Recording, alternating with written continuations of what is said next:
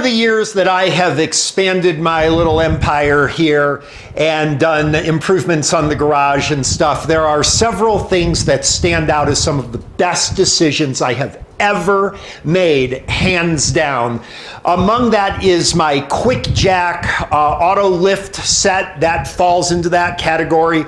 Getting an oscilloscope, definitely one of the best decisions I've ever made. Dramatically improving my lighting and my race deck flooring fall into those categories.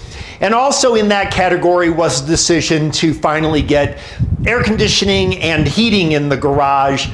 Definitely one of the best decisions that I have made. So in this video, we're going to talk about what was involved with that, what it costs, what options you may have available, and how to best go about planning if you want to do a project. So let's go ahead and get started. All right, now it goes without saying there is no one size fits all procedure to doing this, and nobody's going to do the same thing. I can tell you I'm in a local car club in my neighborhood. There's a lot of guys that have garage setups kind of similar to mine. They are also looking into getting some climate control in their garages, and like me, they have experienced a plethora of different options available and a massive plethora of different prices available. If you get nothing else from this video, the one thing that you should take away is you have to shop around. That is number one. The price ranges that you can get if you decide to go like I did, for example, with a mini split unit, which we'll describe, those ranged for professional installations, which I kind of recommend if you're in the situation I am where you didn't have a 220 volt available, and you also want to stay within your neighborhood codes and stuff like that.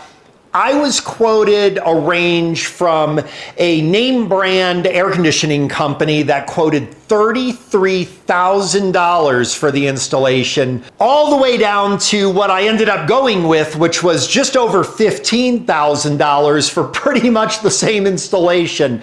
And the only difference is shopping around. So you really have to shop around. That's the most important thing. What I ended up going with, because I wanted heating and air conditioning, is this right here. This is a Fujitsu unit. This is a mini split unit. This will provide heating and air conditioning. Now this, of course, is just the interior unit. There is also an exterior unit. And basically a mini split is pretty much like a miniature version of your home HVAC system. All right, this is the outside portion of the unit that eventually goes up to that mini split.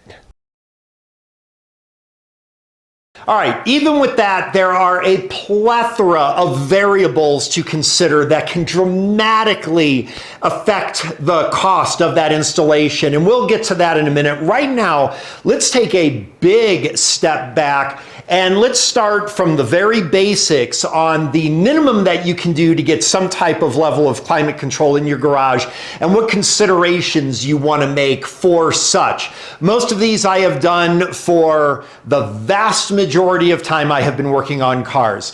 So the very basic minimum is, especially if you live in an area where you have winter, you are going to want heat. Even professional garages don't have air conditioning, a lot of them. It's one of the big complaints that mechanics often have, is working without air conditioning. So not having air conditioning is something a lot of people are used to, but you are going to have heat. Some things you may think of is plugging in an electric heater, like when you were kids and you wanted your bedroom to be a little warmer and stuff. You're not going to be able to get away with that in the garage. One of the first things you want to consider, and this is true for any climate control thing, is the square footage in your garage. Not only your square footage is a consideration, but actually your cubic footage.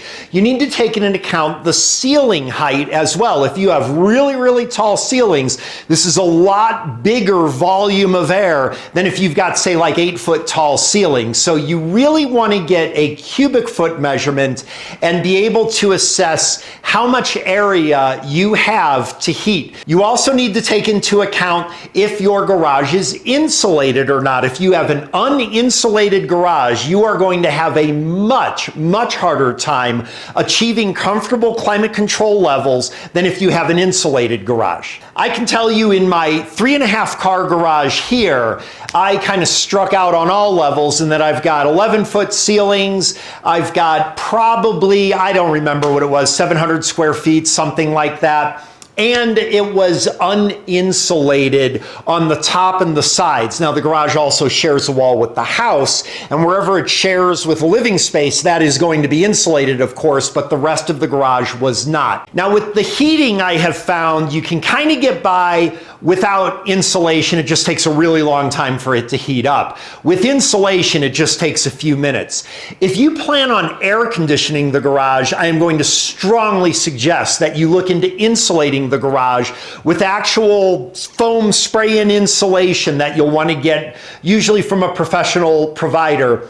And I can tell you that for my 3.5 car garage, that cost somewhere around the neighborhood, I want to say it was $2,800 to get the insulation done. Now, one thing you'll want to keep in mind when you get insulation done is if you already have a finished garage, they are going to have to drill some like 2.5-inch diameter holes between the joists on your entire garage length. And that's something you want to consider if you've got a finished appearance. Now, for me, not a big deal with my garage. I just cover them up with different banners and my signs and things like that. But where you do not cover them up, you will have a number of holes like this where they injected the insulation in. And I got sick of mudding and taping and painting over them. So ultimately I decided to just cover most of it with a bunch of banners and signs. But if that's not your thing, keep in mind that your insulation job, after they finish, you're gonna have an expense repairing all of those holes if you want to. So do keep that in mind. All right, if you're just gonna heat the garage, there's a couple of options that'll work for just about any application, any garage size, whether it's insulated or not.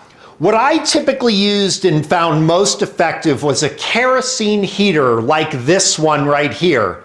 Typically, this device is what I've used to heat up the entire garage for the full day. Now, keep in mind, you've got to have access to 1K kerosene, which you can often get at a hardware store.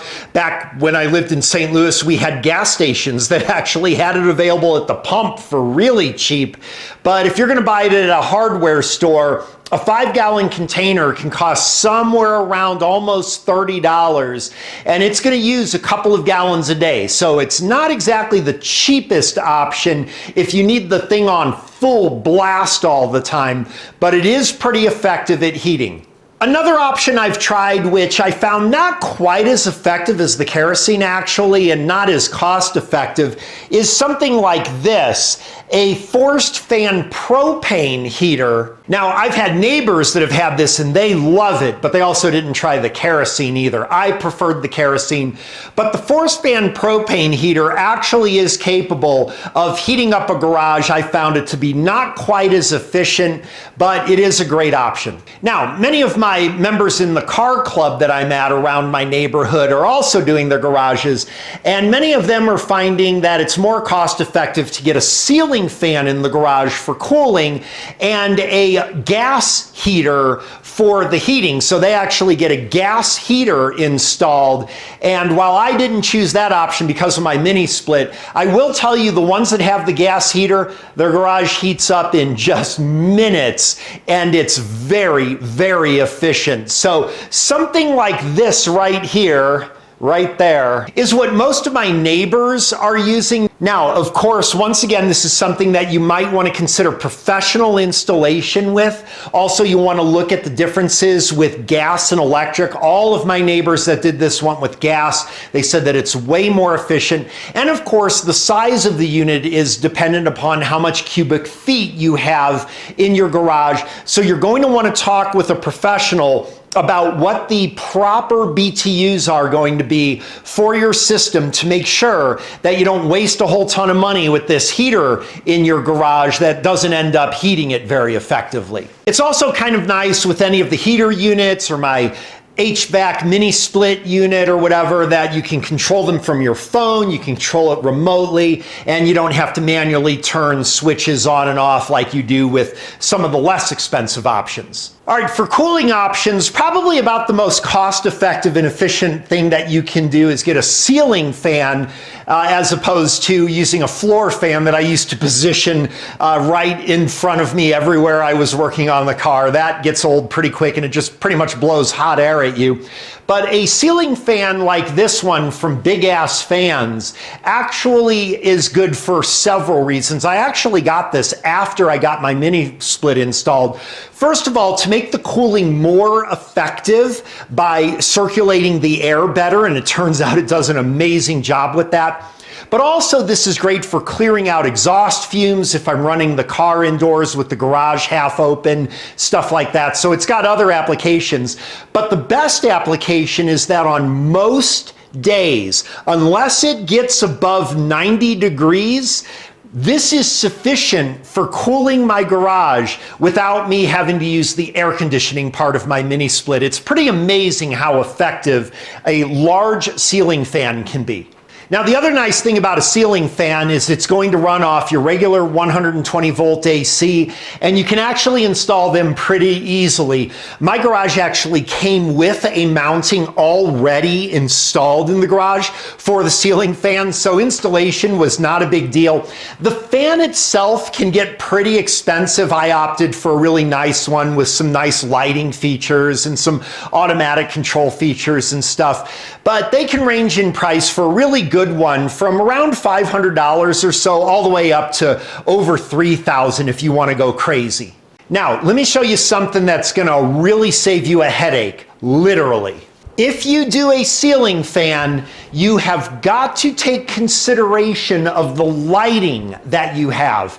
If you have lighting behind the blades of the ceiling fan, your ceiling fan is going to create a strobe effect that will be very, very noticeable and very, very annoying. So you need to make sure you position your fan so that the blades do not pass underneath any lighting that you have. You may have to modify your lighting in order to clear for the diameter of your fan blades. You can see the way my fan blades are spaced. This is a bad angle. It looks like the fan blades are cutting off that light there, but this is just the angle I'm at. But the fan is between any of the lights, and the blades are not passing in front of the lights. That is a critical consideration that would help you to determine the placement and the size of the fan diameter. I also placed the fan directly over where the working area would be on a car in my garage so that the fan blows directly on me. It's actually pretty nice. Now, if you're like me where you live in an area where not only can it get over 100 degrees pretty often in the summer, but also my garage is somewhat south facing, so I get that extra sun in the morning that can totally turn the garage into an oven. Air conditioning really does make a difference. Now, this is going to get expensive, but to be honest with you, I find it worth every penny. I absolutely love it. But again, you got to make some considerations. Now, one of the first things that's going to cross your mind is to get some really inexpensive floor units, something like this. And I know a lot of people in apartment buildings use things like this. I can tell you for a fact that even if you get a really, really good one, it is not even going to make a dent in the temperature in your garage. It is going to be a complete waste. Plus, you also have to have circulation with it, so you're going to have to make a vent for it because you can't just have that in an enclosed surface. You have to have venting for it. You also have water drippage from condensation from it, and also the fact that it's going to take up a lot of room. So A lot of my neighbors tried using something like that. Invariably, they found that they entirely wasted their money. In my experience, and also in checking around with lots of other people who have done up their garages as well, hands down, by far, if you want the best experience with air conditioning in your garage, the mini split is the way to go. Now, of course, there are vastly different options for mini splits, vastly different prices, and as I said, vastly different quotes for installation that you'll get. I personally went with an individual who is an independent HVAC contractor. Now, one of the big challenges is that they run off of 220, and I do not have 220 by default in my garage, and the fuse panel for my house is on the diametric opposite side of the house. So I had to have a 220 line run inside through the house. Luckily, the basement was unfinished, so it wasn't that big of a deal to run it through the basement, but this is a consideration too. If you don't have 220 volts and you've got a finished basement and your fuse panel is diametric opposite where it needs to be sourced for power, well, that can be a major expense that you're going to want to consider. Luckily for me, the electrical installation wasn't really that big of a deal. Now, maybe you're really handy with stuff and you want to do that stuff all on your own. I personally do not really have the skills to do nice finish work for a perfectly clean, smooth installation like that. I can tell you that the guy just took one day to do the installation. It was pretty much like an 8-hour day. And as soon as he was done and we turned it on and you stood in front of it, you could feel that cold air blasting. And holy cow, in conjunction with the ceiling fan that I have here, the garage cools down in minutes and it's very comfortable. Now, it's not going to get the garage down to like 60 degrees or anything like that for sure. On a day where it's about 100 degrees, especially on a morning where the sun hitting the doors is going to have this kind of solarium effect in here, it'll typically get up. The warmest that it gets is typically around 75 to 77 degrees, even on a really super hot day. Trust me, that is fine. That is totally comfortable. But the AC will be running pretty much for 4 or 5 hours straight that whole morning until the sun moves position, and then it gets to be actually fairly efficient. The monthly costs of running your equipment is another thing. I can tell you for the heating and air conditioning, we notice the monthly costs if I do really heavy use on days that are really cold or really hot. I believe we're noticing somewhere around as much as $40 a month for operations. So not really too bad, but again, you want to consider in your budget.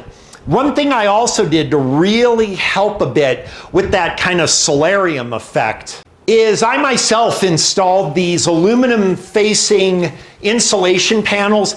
These are essentially nothing more than bubble wrap with aluminum foil on both sides. And it does a couple things. First of all, it does act as a little bit of an insulating layer, and it does help to keep the garage warmer in the winter and cooler in the summer. But also with the reflective nature of it, it really helps to prevent that heating effect from the sun as well. The best part of it is these are really inexpensive. Just a few bucks for a really long roll. I want to say I insulated both the garage doors in this garage for somewhere around the neighborhood. I think it was under $40. All right, just to show the effectiveness of the bubble wrap, we are outside the garage looking in at the closed doors. So we're outside. The garage has the heat trapped inside. We can see the heat is escaping to the outside through this untreated door, whereas the door treated with that cheap bubble wrap is retaining the heat inside. We are not losing heat outside of the door. So there's a really good example of how something very inexpensive can be pretty effective. All right, obviously we could do a whole series on HVAC control for your garage. I do not want to do that here. I wanted to make more of an introduction and sort of a 36,000 foot overview of the different options that are available and give you some considerations to make for each option to make sure whatever you choose will be the most effective that it can possibly be. But some options, no matter what you do, will never be satisfactory. So hopefully we helped you avoid some of those pitfalls. All right, if you have any questions, I'll be glad to answer them in the comments below. I hope you found this helpful, and I hope that you get one step closer to creating your dream garage.